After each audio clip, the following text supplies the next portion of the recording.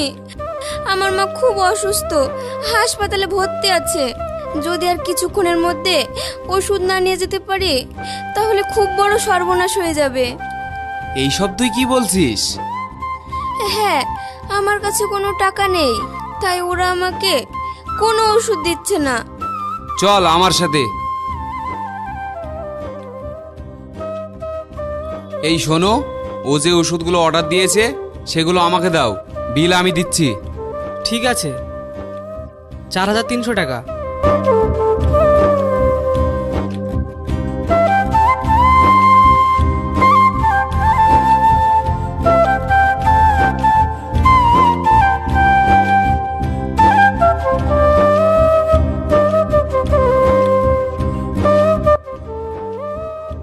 ঝিলিক, তুই এসেছিস?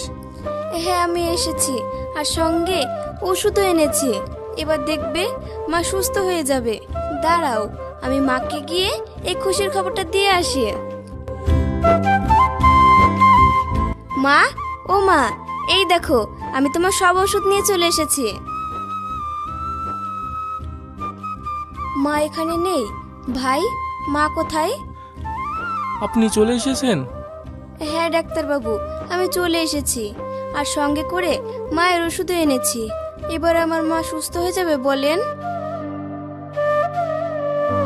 আচ্ছা ডাক্তারবাবু, আমার মা কোথায়? আমার সাথে আসুন।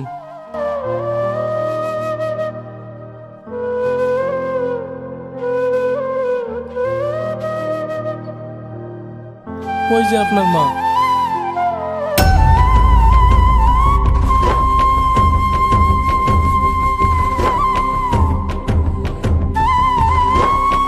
মা, মা, তোমার কি হয়েছে?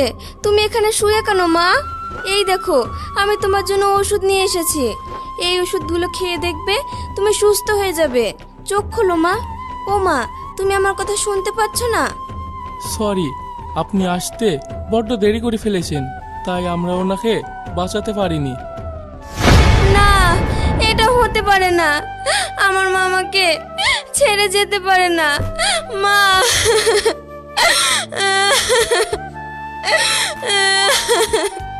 কাঁদিস না রে মা, কাঁদিস না।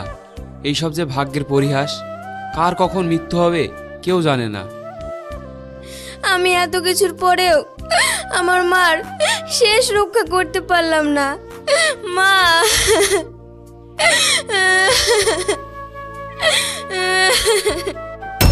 মা, ও মা, মা গো, এসব কি হয়ে গেল?